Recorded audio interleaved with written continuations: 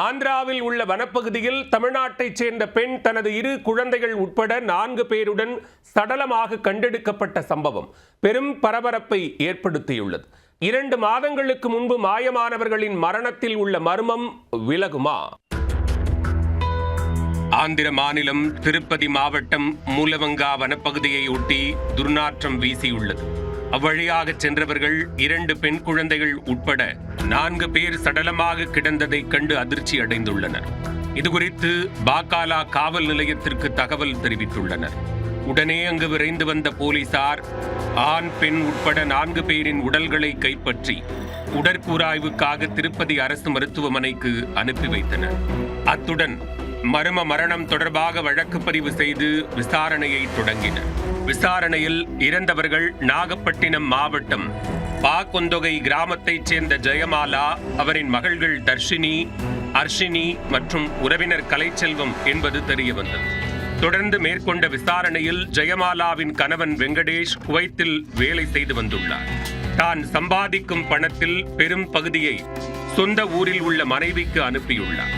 அந்த பணத்தை ஜெயமாலா தன்னுடைய உறவினரான கலைச்செல்வன் மூலம் வட்டிக்கு கொடுத்து வசூலித்து வந்துள்ளார். அண்மையில் குவைத்திலிருந்து வெங்கடேஷ் சொந்த ஊர் திரும்பியுள்ளார். வந்ததும் தான் அனுப்பிய பணம் எங்கே என்று மனைவியிடம் கேட்டுள்ளார். ஆனால் ஜெயமாலா கணவர் சம்பாதித்து அனுப்பிய பணத்திற்கு கணக்கு காட்டாமல் சரியான பதிலும் அளிக்காமல் இருந்துள்ளார். இதனால் இருவருக்கும் இடையே தகராறு ஏற்பட்டதாக கூறப்படுகிறது. திடீரென கடந்த 2 மாதங்களுக்கு முன்பு ஜெயமாலா தனது 2 மகள்களுடன் மாயமாகியுள்ளார். அவர்களுடன் சேர்ந்து அவரின் உறவினர் கலைச்செல்வனும் காணாமல் போயுள்ளார். தனது மனைவி மற்றும் குழந்தைகளை பல்வேறு பகுதிகளில் வெங்கடேஷ் தேடியுள்ளார். எங்கு தேடியும் அவர்கள் கிடைக்காததால் திட்டச்சேரி காவல் நிலையத்தில் புகார் அளித்துள்ளார். புகாரை பதிவு செய்த போலீசார் 4 பேரையும் தீவிரமாக தேடி வந்துள்ளனர்.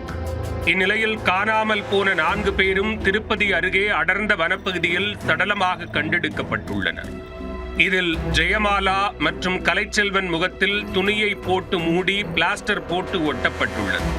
எனவே அவர்களை யாரும் கொலை செய்தனரா அல்லது தற்கொலை செய்து கொண்டனரா என்ற கோணத்தில் போலீசார் விசாரணையை தீவிரப்படுத்தியுள்ளனர். மேலும் சம்பவ இடத்திலிருந்து மருந்து பாட்டில்கள் உள்ளிட்ட சில பொருட்களையும் போலீசார் கைப்பற்றியுள்ளனர்.